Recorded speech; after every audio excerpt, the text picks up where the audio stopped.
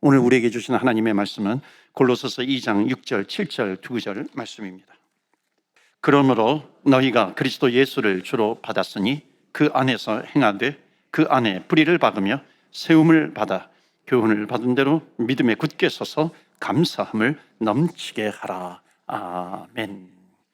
오늘 추수감사주의를 맞이해서 감사가 넘치게 하라라고 하는 제목으로 말씀을 전합니다. 어떤 분이 목사님이 우리 여기 시네플렉스에서 베테랑 헤어, 베테랑 투 세컨 헤어라고 정보를 주시더라고요. 아직 못 봤지만은 첫 번째 베테랑 보고서 기억나는 게 있어요. 그 뭐냐면 아마 많은 분들이 다 알고 계시는 것 같더라고요. 형사인지 형사 아내가 얘기했는지 정확하게 모르겠지만 우리가 돈이 없지 가오가 없냐 하는 그런 멘트가 아주 많이 화제되고 있습니다. 저는 그거 들으면서 그렇지 않습니까? 우리가 돈이 없지 하나님이 안 계십니까? 우리가 돈이 없지 믿음이 없습니까? 돈은 없다 할지라도 믿음이 있잖아요. 하나님이 있잖아요. 그러면 우리는 또 감사하면서 살아갈 수 있는 거죠. 성경에 보면은 감사하라라고 하는 말씀이 굉장히 많이 나옵니다. 시편 104편 100편 4절 말씀 보시면은 감사함으로 그의 문에 들어가라 하는 거예요. 그러니까 감사함으로 이게 성전에 들어오실 때는 감사함으로 들어와라 하는 겁니다. 왜냐하면 내가 성전에 들어가는데 하나님께서 나를 쌓아두시는 은혜를 가지고서 나를 기다리고 계신다는 겁니다. 그러니까 감사하면서 들어올 수 있는 거죠. 또 어떤 문제가 있다 할지라도 감사할 수 있는 것은 뭐냐면 그것을 하나님 앞에 내려놓으면은 하나님께서 그것을 처리해 주시기 때문에 감사할 수 있다는 거죠. 또 한편 데살로니가서 말씀에 보면은 항상 기뻐하라, rejoice always. 그 다음에 쉬지 말고 기도하라, pray continually. 그 다음에 마지막에 뭐예요? 범사에 감사하라, give thanks in all circumstances. 이거 모든 상황 속에서 give thanks, 이거 명령형으로 되어 있는 겁니다. 그래서 성경에 이거 외에도 많이 나오고요. 오늘 말씀에도 보면은 overflowing with thankfulness, 감사함을 이게 넘치게 하라라고 하는 겁니다. 어떻게 하면 감사를 넘치게 할 수 있어요?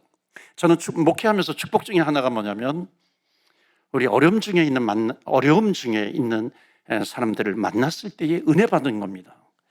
그게 왜 은혜가 될까요? 어려움 중에 있어요. 뭐 고통 가운데 있고 사업적으로도 어려워요. 질병 가운데 있습니다. 그럼에도 불구하고 그들의 고백을 보면은 정말 귀한 거죠. 감사함으로 나오는 겁니다. 그러니까 의외로 감사함이 많이 나오는 거죠. 그런 생각을 해요. 병상에 누워 계신 분이 뭐가 좋아서 그렇게 감사할 수 있을까? 물론 더 크게 다칠 수 있는데 이 정도만 되어서 감사합니다. 그것도 감사의 조건이 될 수 있는 거죠. 그런데 그게 아니라 그것을 넘어서서 이것을 통해서 주님께 더욱 가까이 나아갈 수 있어서 감사합니다. 굉장한 고백이잖아요. 믿음의 고백이잖아요. 주님께서 나를 붙들어 주시고 나와 함께 계시는 것을 내가 확신하기 때문에 이런 상황 가운데서도 내가 감사합니다 하는 거죠. 많은 분들을 만나면서 배운 것이 있어요. 그것은 뭐냐면 감사는 선택이라고 하는 겁니다.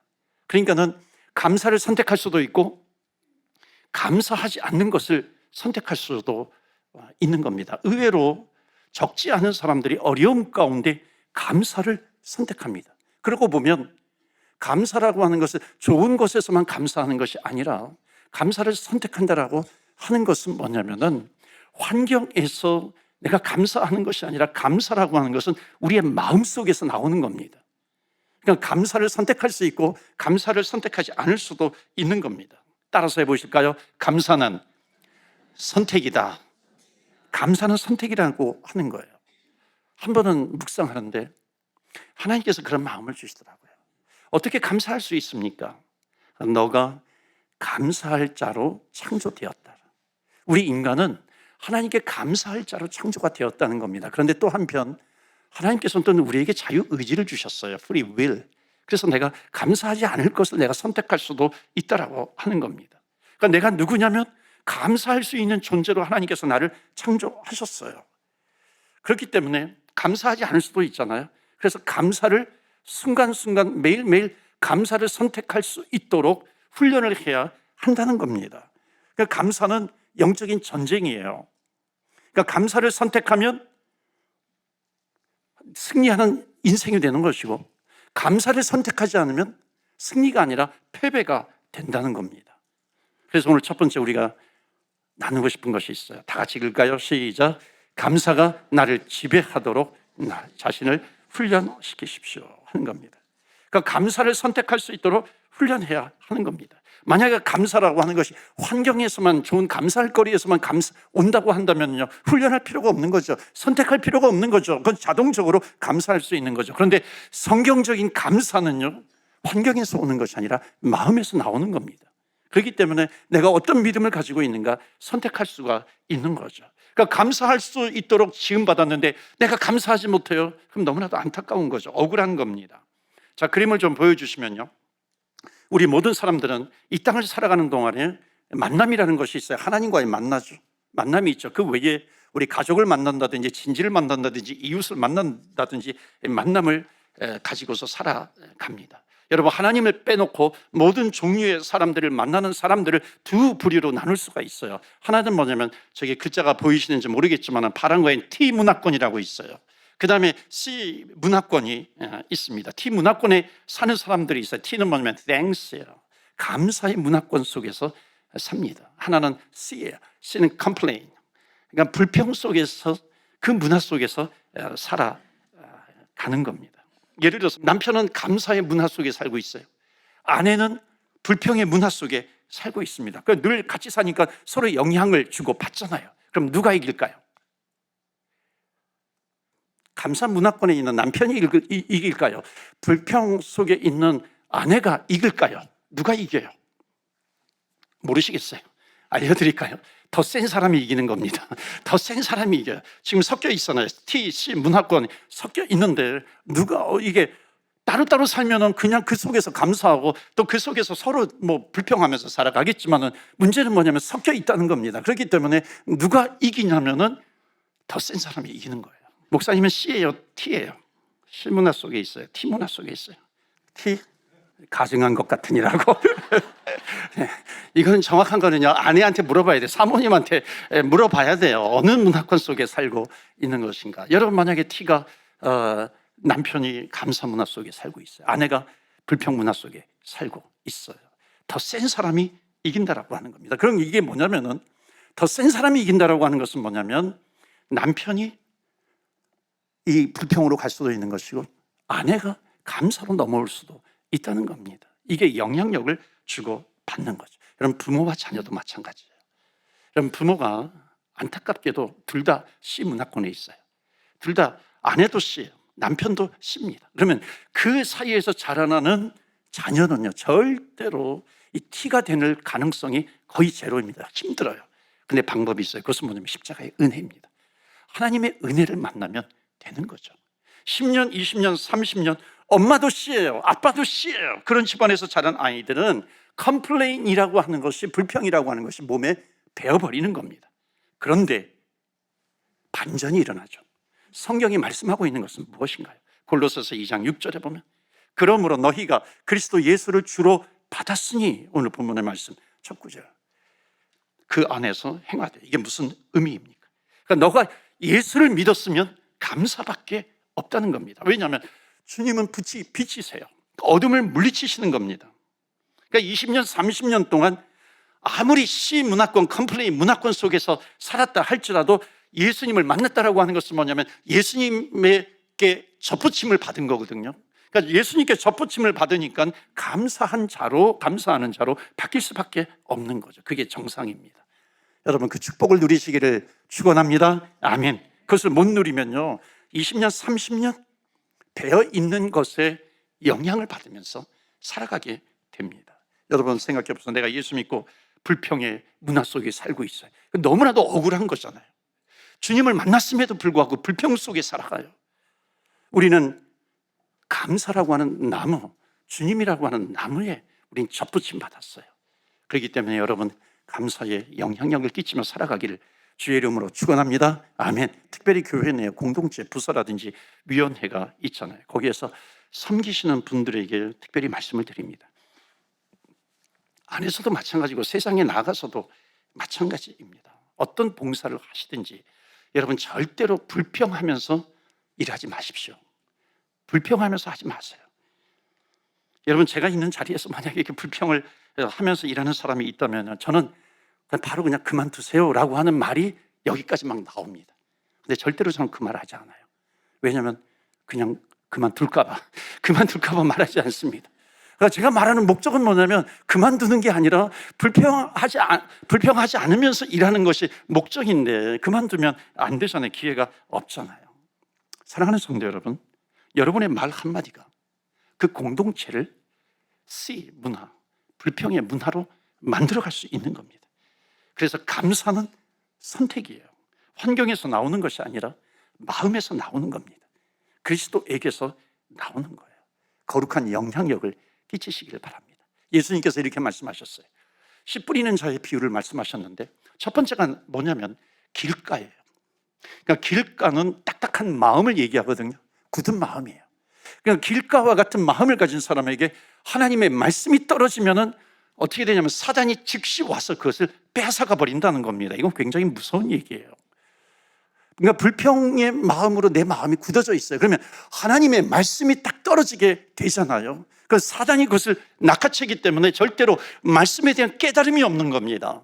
그 말씀에 대한 깨달음이 없으니까는 그 비극적인 인생을 계속해서 살아가는 것이죠. 여러분, 불평이라고 하는 것은 사람을 추하게 만들어요.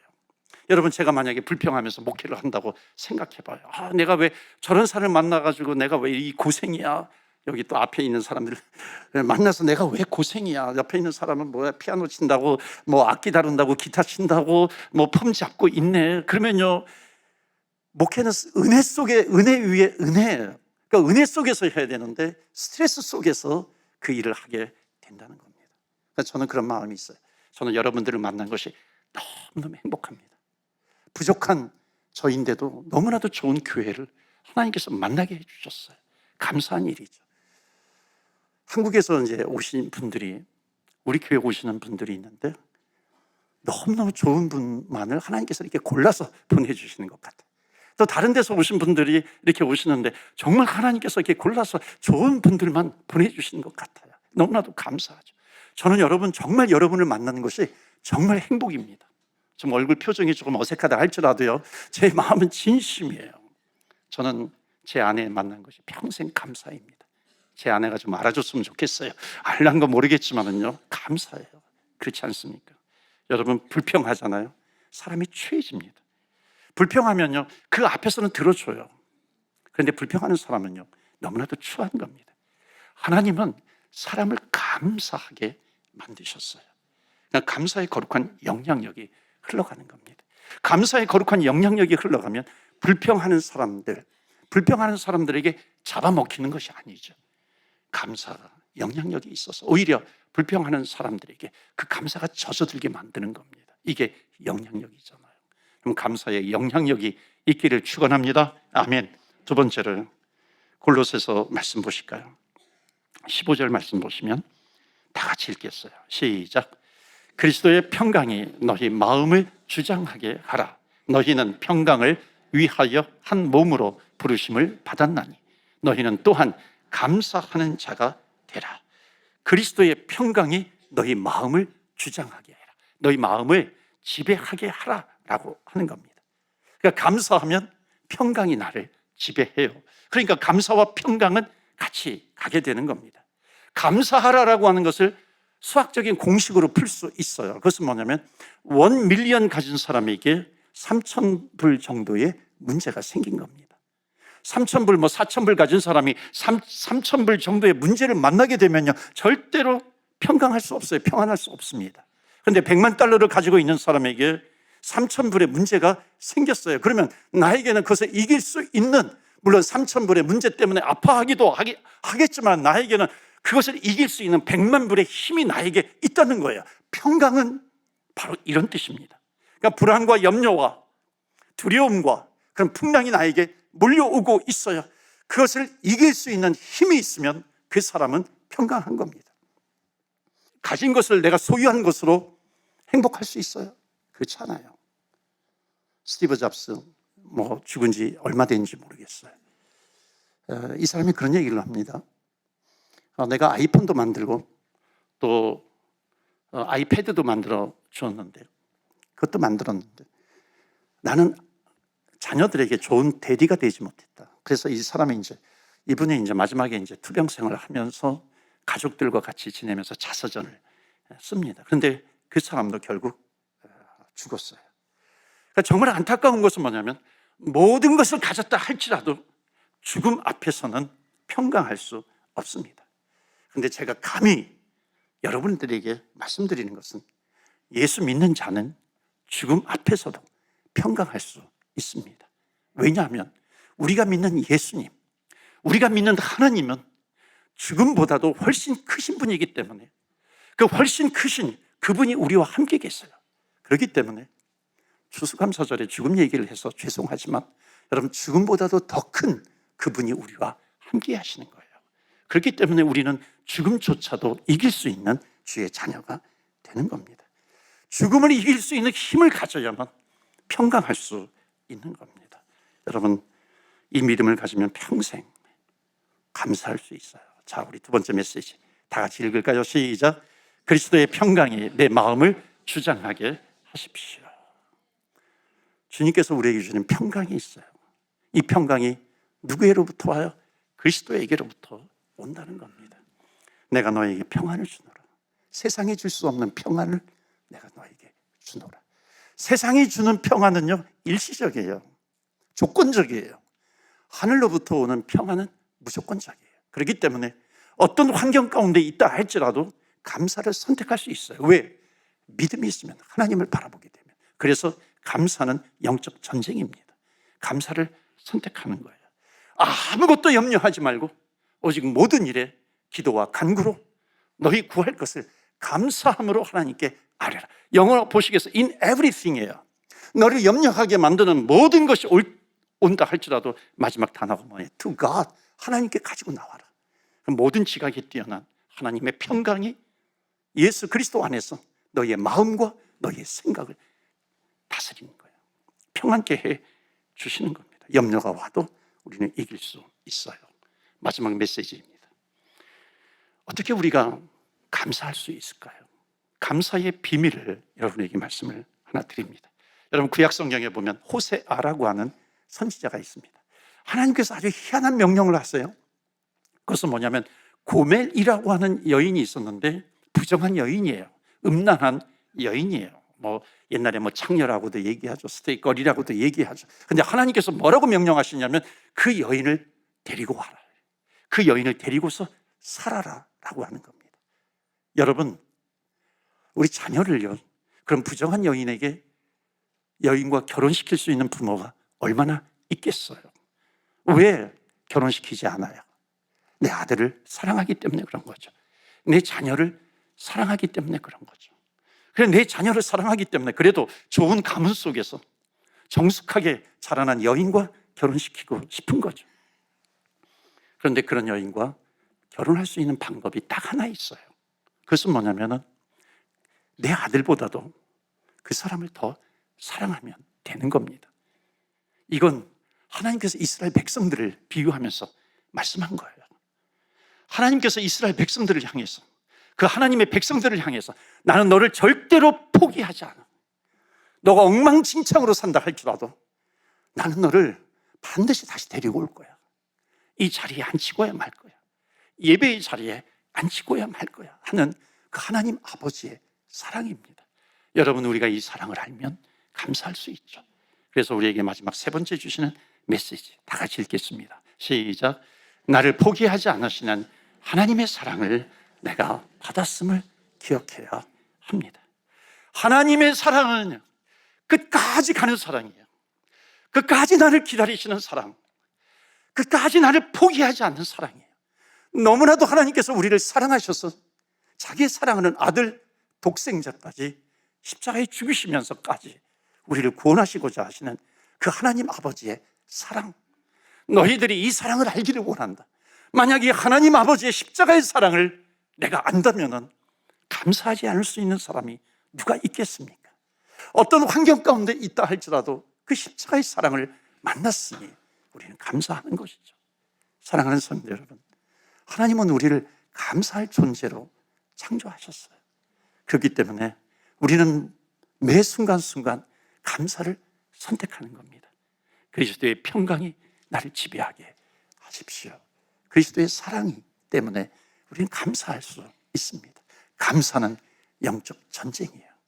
내가 감사할 때와 감사하지 않을 것, 내가 선택의 순간에 내가 감사를 선택함으로 말미암아 영적인 전쟁에서 승리하시고 평생토록 감사하시는 저와 여러분 되시기를 주의 이름으로 축원합니다. 아멘. 십자가를 지고 이 생명 바쳐 주님을 따르겠다라고 하는 것은 오늘 말씀을 적용을 하면은 내가 어떤 상황, 어떤 순간 가운데서도 감사를 선택하지 않고 불평을 선택해도 세상은 이해하지만, 그러나 내가 주님을 믿기에 주님께서 독생자 예수님을 십자가에 죽으시고 우리를 구원해 주셨기 때문에 하나님 감사를 선택하겠습니다. 이 고백이에요. 혹시 내 안에 불평이 아직도 있습니까?